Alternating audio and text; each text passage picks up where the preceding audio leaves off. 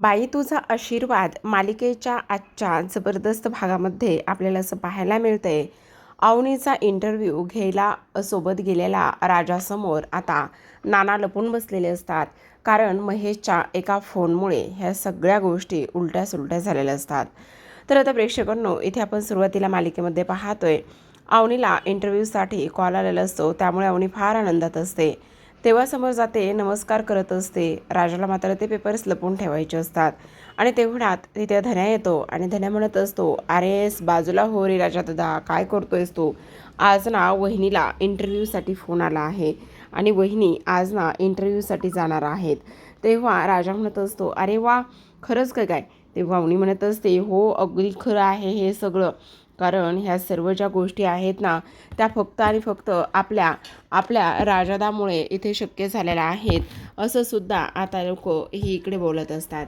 आणि हे सगळं काही बोलणं सुरू असताना आता मात्र इथे अवनी म्हणत असते, खरंच राजादा, तुमचे मानावे तेवढे आभार. आणि ह्या सगळ्या गोष्टी फार कमी आहेत बरं का. आज ना इकडे तुमच्यामुळे आम्हाला सुद्धा फार जास्त आनंद झालेला आहे. खरंचच एवढं सगळं भारी वाटतंय ना आज आम्हाला. पण मला ना थोडंसं टेन्शन आलं आहे. कारण इंटरव्ह्यू आमचा हा पहिलाच आहे ना, आणि पहिला इंटरव्ह्यू असल्याकारणाने ना इथे थोडंसं टेन्शन आलं आहे. मग राजा म्हणत असतो, टेन्शन वगैरे घेण्याची काही गरज नाही. का आणि कशामुळे टेन्शन घ्यायचं? कारण इथे मी आहे ना सोबत, आणि मी असताना टेन्शन घेण्याची काहीच गरज नाही आहे. कारण एक गोष्ट सांगू का, सगळ्यात महत्त्वाची म्हणजे की हे बघा, आपण ना इकडे तुमचा थोडासा इथे प्रॅक्टिस करून घेऊया. ते वावणी म्हणत असते, म्हणजे खरं तर प्रॅक्टिस म्हणजे मॉक इंटरव्ह्यू घ्यायचा असं तू म्हणतोयस का? तेव्हा तो म्हणत असतो, हो अगदी तसंच काहीसं समजा. मग आता दोघेही जण हे इथे सुरुवात करत असतात. दोघेही जण सुरुवात केल्यानंतर आता लगेचच इकडे अवनीला खुर्चीवरती बसवण्यात आलेलं असतं. आणि जेव्हा अवनीला खुर्चीवरती बसवण्यात येतो त्यावेळेला मात्र इथे आता राजा खूप जास्त खुश झालेला असतो.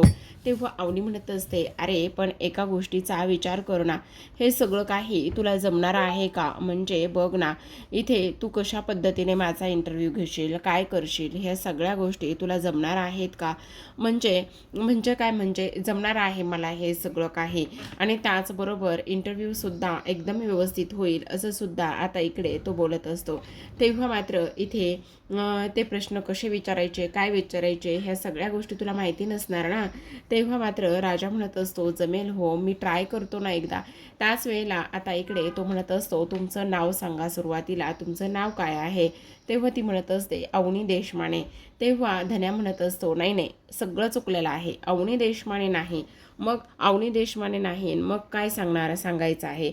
असं म्हटल्याबरोबर आता लगेचच इथे तो म्हणत असतो, नाही, तुमचं आजपासून नाव आहे अवनी राजा दांगट पाटील. असं म्हटल्याबरोबर आता लगेचच इकडे राजा म्हणत असतो, अजिबात नाही. मुलगी जेव्हा लग्न करून येते त्यावेळेला इकडचं सगळं काही ती शिकते. सगळ्या गोष्टीमध्ये बदल होतात. पण त्यामुळे त्यांनी इथे त्यांच्या नावामध्ये बदल करणं हे काही मला पटत नाही. तुमचं जे काही नाव आहे ना, ते नाव तुमचं तेच राहणार आहे. तुम्हाला काळजी वगैरे करण्याची काहीच गरज नाही, असं स्पष्टपणे राजाने अवनीला सांगितलेलं असतं. तेव्हा मात्र अवनी म्हणत असते, हो तू अगदी बरोबर बोलतोयस. आणि तुम्हाला एक गोष्ट सांगू का, तुम्हाला जर इथे एक मिस्टेक झालेली ती करायची असेल ना, तर ती करू शकता. अवनी चंद्रकांत देशमाने असं नाव तुम्ही सांगू शकता. तेव्हा मात्र अवनी म्हणत असते, जोपर्यंत मी स्वतःची ओळख करत नाही, जोपर्यंत मी माझं नाव कमवत नाही, तोपर्यंत मात्र मी इथे माझ्या बाबांचं नाव लावणार नाही, असं स्पष्टपणे सांगितलेलं आहे. असं म्हटल्याबरोबर आता मात्र इकडे हे सगळं काही होत असताना आता तिलासुद्धा समजत नाही की नेमकं काय उत्तर द्यावं आणि काय करावं. तेवढ्यातच आता इकडे राजा म्हणत असतो, मग आता तुम्ही इंटरव्ह्यू हा एक नंबर देणार आहात. आणि तेवढ्यातच आता तुमचं क्वालिफिकेशन हे सगळं काही विचारल्यानंतर आता लगेचच राजा म्हणत असतो, तुम्ही पगार किती घेणार? तेव्हा अवनी म्हणत असते, अरे राजा, असा नसतो इंटरव्ह्यू. हे बघ, आता इंटरव्ह्यू घेणार, त्यानंतर तुमचा विचार होणार, आणि त्यानंतर तुम्ही मला जॉब देणार की नाही हे सगळं काही. अहो असं काय करताय? तुमच्या बोलण्यावरून आणि त्याचबरोबर तुम्ही गोल्ड मेडलिस्ट आहेत ना, ह्या सगळ्या गोष्टीवरूनच असं वाटतंय की इथे काही जरी झालं ना की तुम्हीच इथे पास वगैरे होणार आणि तुमचाच इंटरव्ह्यू होणार आणि त्याचबरोबर तुम्हाला इथे लगेचच नोकरीसुद्धा मिळणार, हे सगळं इथे होणार आहे असं सुद्धा आता इकडे ती बोलत असते. आणि त्याचबरोबर हे सगळं काही झाल्यानंतर आता आपण पाहतो की इकडे अवनी म्हणत असते, आता तर अशा पद्धतीने इंटरव्ह्यू घेतला आहेस त्यामुळे मला थोडंसं आणखी बरं वाटतंय. मग आता इकडे कुठला ॲड्रेस आहे, किती वाजता पोहोचायचे ते ना ॲड्रेस माझ्या फोनवरती पाठवणार होते, मी पटकन जाऊन बघून येते असं म्हणून अवनी ताबडतोब फोन आणण्यासाठी आतमध्ये जाते. जेव्हा अवनी ताबडतोब फोन आणण्यासाठी आतमध्ये जाते त्यावेळेला मात्र इकडे आता लगेचच यशा हा राजासमोर येत असतो आणि राजासमोर आल्यानंतर सरळ सरळ त्याला प्रश्न विचारतो. तो म्हणत असतो, हे सगळं काही काय चाललेलं आहे, तुझी हिंमत कशी होती हे सगळं काही करण्याची, अरे किती खोटं बोलणार आहेस. आणि त्याचबरोबर त्यांना ही नोकरी आणि ह्या सगळ्या गोष्टी, हा इंटरव्ह्यू हे सगळं कुठून आलेलं आहे. तेव्हा मात्र तो म्हणत असतो, अरे दादा नोकरी इंटरव्ह्यू वगैरे काही नाही आहे आणि काहीच नाही आहे, फक्त म्हणजे नोकरी वगैरे मिळणार नाही म्हणजे ते सगळं खोटं आहे, त्यांना मोटिवेट करण्यासाठी ह्या सगळ्या गोष्टी आपण करतोय असं म्हटल्याबरोबर आता मात्र इकडे राजाला हे सगळं काही बोलताना ऐकून यशोदाला अजूनच टेन्शन आलेलं असतं. यशोदा म्हणत असतो, काय चाललंय काय तुझं हे सगळं, किती आणि कशा पद्धतीने अजून खोटं बोलणार आहेस, तू डोक्यावर पडला आहेस का, अरे एक खोटं लपवण्यासाठी तू आणखी खोटे बोलत चाललेला आहेस. तेव्हा मात्र राजा म्हणत असतो, नको ना एवढं काळजी करूस, काही होणार नाही, काळजी वगैरे करण्याची काही गरज नाही आहे, सगळं व्यवस्थित होणार आहे. पण आता मात्र यशोदा म्हणत असतो, ऑफिस कोणाचं आहे, कुठे आहे, अरे ते नाही का माझं कामाचं नानांचं ऑफिस ते आहे. आणि तेव्हा मात्र आता तेवढ्यातच तिथे अण्णा आलेले असतात. अण्णा म्हणत असतात, काय काय कशाबद्दल बोलताय तुम्ही, कसली खुसूर सुरू आहे. तेव्हा मात्र इथे आता लगेचच राजा म्हणत असतो, काही नाही, मी बोलत असं काहीच नाही. आणि त्याचबरोबर आता लगेचच हो अण्णा, त्याचं काय आहे ना, आज ना इथे तुमच्या सुनबाईला इंटरव्ह्यूसाठी बोलवलेलं आहे. तेवढ्यातच अण्णा म्हणतात, लाज वाटत नाही का, माझ्या सुनेला नोकरीसाठी पाठवणार आहेस का, आणि नोकरीसाठी पाठवून तिच्या पैशावर इथे उड्या मारणार आहेस का, मजा मारणार आहेस का. त्यावेळेला मात्र इथे आता तो म्हणत असतो, नाही नाही, असं अजिबातच नाही करणार. मग हे बघ खबरदार, जर माझ्या सुनेला नोकरीला लावलंस आणि नोकरीला लावून तिच्या पैशावर इथे तिचे पैसे घेऊन खर्च केलेस तर. तेव्हा मात्र राजा म्हणत असतो, नाही नाही अजिबात नाही. मग काय, तेच सांगतो, तिचं शिक्षणसुद्धा पुढे चालू ठेवलं पाहिजे. तेव्हा ते म्हणत असतात, अण्णा हा इंटरव्ह्यू भेटला म्हणजे लगेच नोकरी भेटणार असं नाही, त्यांचं शिक्षणसुद्धा पुन्हा पुढे चालूच राहणार आहे असं म्हणून अण्णा मात्र इथून निघून जात असतात. तेव्हा मात्र इथे आता यशोदाला ह्या राजाचा अजूनच राग येऊ लागलेला असतो आणि तेव्हा हा राजा पुन्हा यशोदाला समजवत असतो, म्हणत असतो, हे बघ यशोदा, प्लीज काळजी करू नकोस ना, सगळं काही ठीक होणार आहे. तेव्हा यशोदा म्हणत असतो, काय ठीक होणार आहे, काय करणार काय आहेस तू, तुझ्या गोष्टी लक्षात येत आहेत का, तू फार चुकीच्या पद्धतीने हे सगळं काही करतोयस, असं करायला नकोय, तुला नाही कळत आहे. तेव्हा अवनी छान तयार होऊन आलेली असते. तयार होऊन आल्यानंतर अवनी म्हणत असते, चल उशीर व्हायला नको, मला आता ॲड्रेस कुठला आहे सांगतो का. तेव्हा अवनी ॲड्रेस सांगत असते. मग राजा म्हणत असतो, मलासुद्धा त्याच बाजूला जायचे, चला मी तुम्हाला सोडतो. मग आता अवनी पुन्हा एकदा यशाला थँक्यू म्हणत असते आणि अण्णांना म्हणत असते, अण्णा आज मी इंटरव्ह्यूला चालली आहे. तेव्हा अण्णा म्हणत असतात, ते सगळं काही ठीक आहे, पण एक गोष्ट मात्र सुनबाईंनी ध्यानात ठेवायची, अभ्याससुद्धा आणि शिक्षणसुद्धा पुढे पूर्ण करायचं. तेव्हा अवनी म्हणत असते, हो मी नक्कीच त्याचा प्रयत्न करेन. आता असं म्हटल्याबरोबर अण्णा मात्र तिच्या हातावर दही साखर देतात आणि म्हणत असतात, हे घे, आज तू इथे इंटरव्ह्यू साठी चाललीस ना, माझी लक्ष्मी जर असती ना तर तिने तुझ्या हातावरती दही साखर दिलं असतं, ती नाही आहे ना तर मीच देतो. असं म्हणून आता अवनी दही साखर घेते आणि अण्णांना नमस्कार करत असते. त्यानंतर यशोदाला सुद्धा नमस्कार करत असते आणि यशोदाला म्हणत असते, खरंच यशोदा थँक्यू बरं का, तुमच्यामुळे हे शक्य झालंय. यशोदा म्हणत असतो, नाही नाही, ते करण्याची काही एक गरज नाही आहे, प्लीज तुम्ही मला थँक्यू आणि पाया वगैरे पडू नका.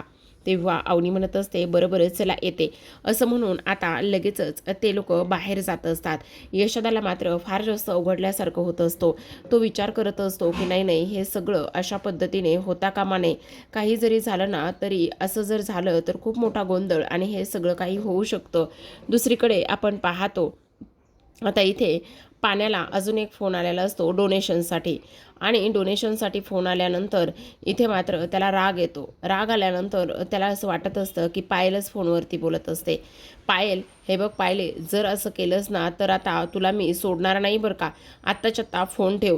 काही गं, कसल्या पण नंबरवरून आणि कोणाचे पण आवाज काढून फोन करतेस? काही आम्हाला डोनेशन पिनेशन नको आहे, नाही तर मी शिव्या घाली ना पायल, लवकरात लवकर फोन ठेव. असं म्हणून आता तो फोनवर खूप जास्त रागराग चिडचिड करत असतो. त्याला अजूनही असंच वाटत असतं की पायल आहे.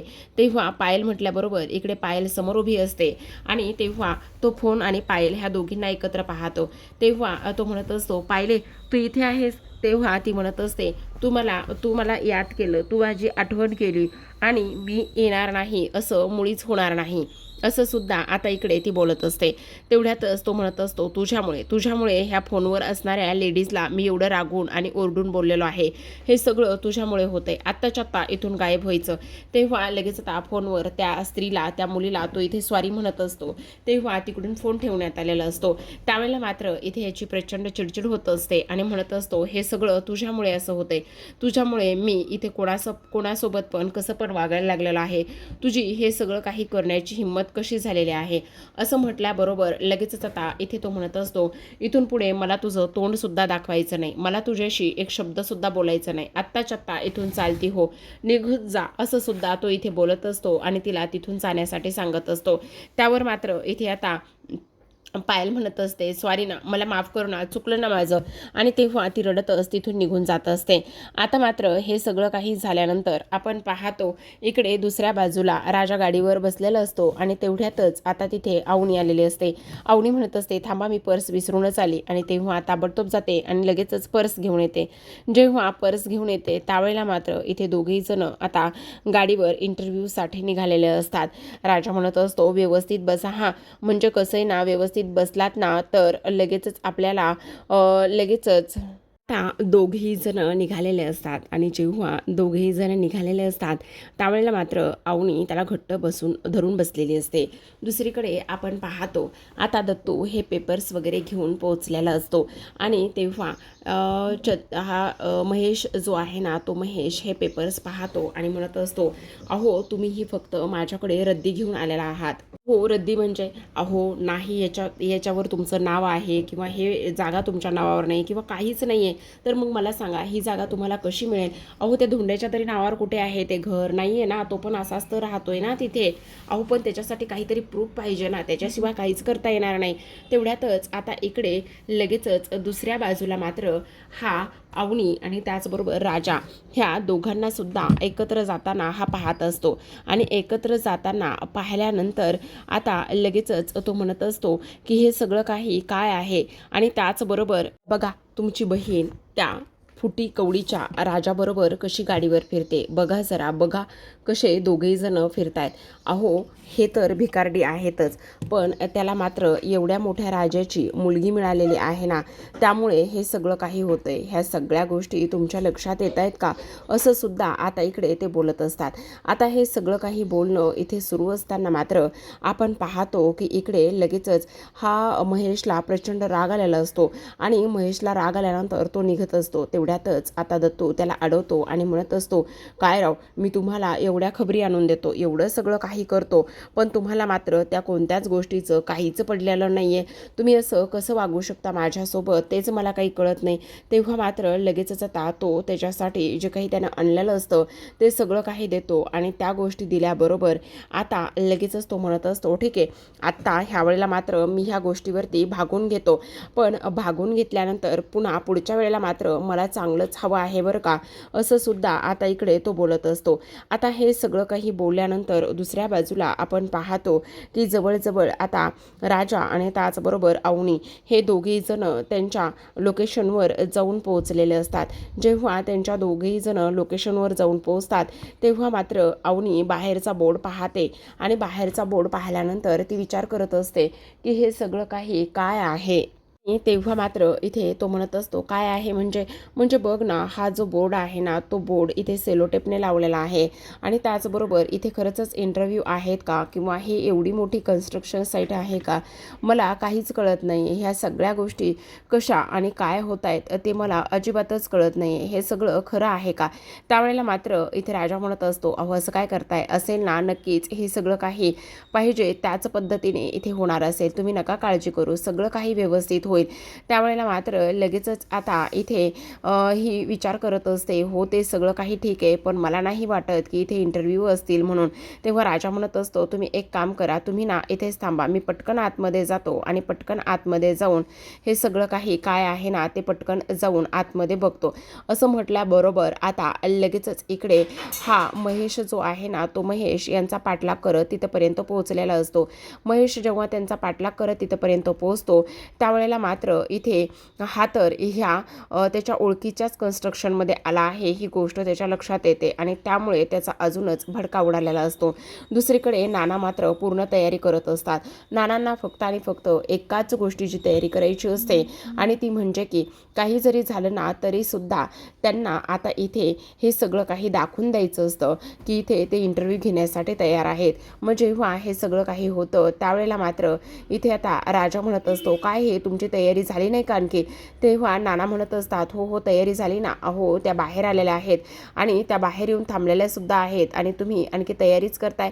अरे पण राजा मला फार टेन्शन आलेलं आहे. तेव्हा लगेच आता इकडे तो म्हणत असतो, कसलं टेन्शन आलं आहे आता तुम्हाला?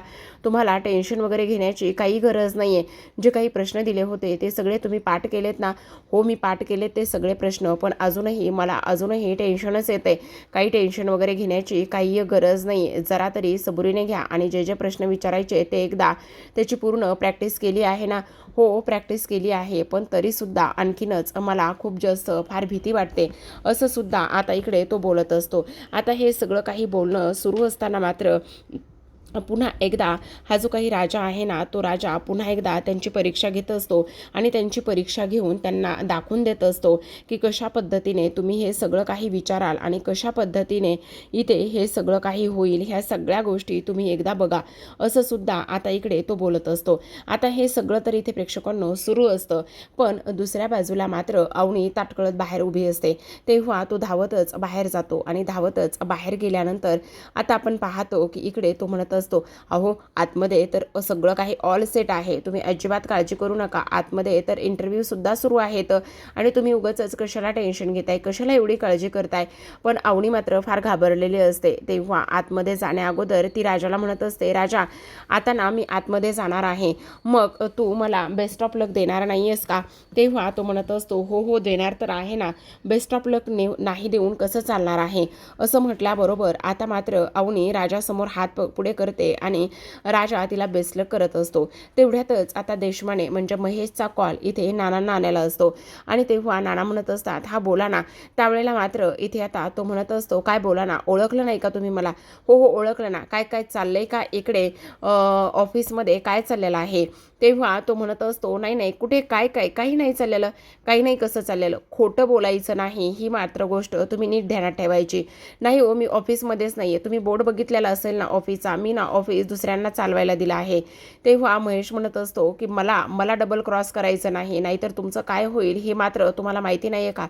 मला माहिती तुम्ही आतमध्येच आहात आणि आतमध्ये आहात, त्यामुळे ताबडतोब इथे लगेचच इथून निघून जायचं, कळलं तुम्हाला? अजिबात इथे थांबायचं नाही, कळलं का? तेव्हा मात्र आता लगेचच नानांना इकडे खूप मोठं टेन्शन आलेलं असतं आणि खूप मोठं टेन्शन आल्यानंतर ते लगेचच इथे लपून बसत असतात. तेव्हा अवनी आतमध्ये येते. अवनी आतमध्ये यायच्या अगोदरच नानाने रिसेप्शनवर सांगून ठेवलेलं असतं की इथे जर कोणी आलं ना विचारायला तर स्पष्टपणे सांगायचं की इथे कसलेही इंटरव्ह्यू सुरू नाही आहेत म्हणून. आणि तेव्हा लगेचच आता इथे अवनी म्हणत असते, इंटरव्ह्यू कुठे सुरू आहेत? तेव्हा रिसेप्शनवर सांगण्यात येतं की इथे कोणतेही इंटरव्ह्यू सुरू नाही आहेत म्हणून.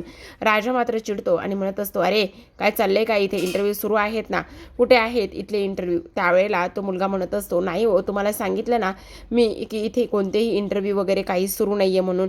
तेव्हा मात्र इथे राजा म्हणत असतो, थांबा 2 मिनिटं, मी आतमध्ये जाऊन बघतो. अरे राजा तू आतमध्ये कसा काय जातो, जाऊ नको. पण राजा कुठे ऐकतोय, राजा मात्र आतमध्ये जाऊन नानांना शोधत असतो.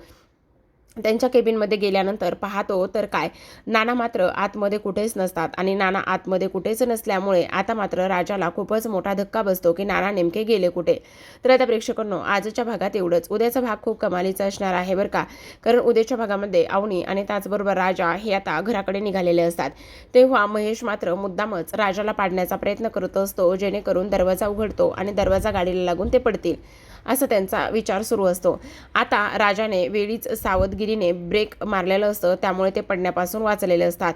पण अवनी रागातच खाली उतरते आणि म्हणत असते, तुमचे डोळे गेलेत का? तुम्ही अशा पद्धतीने कसं काय दरवाजा उघडू शकता?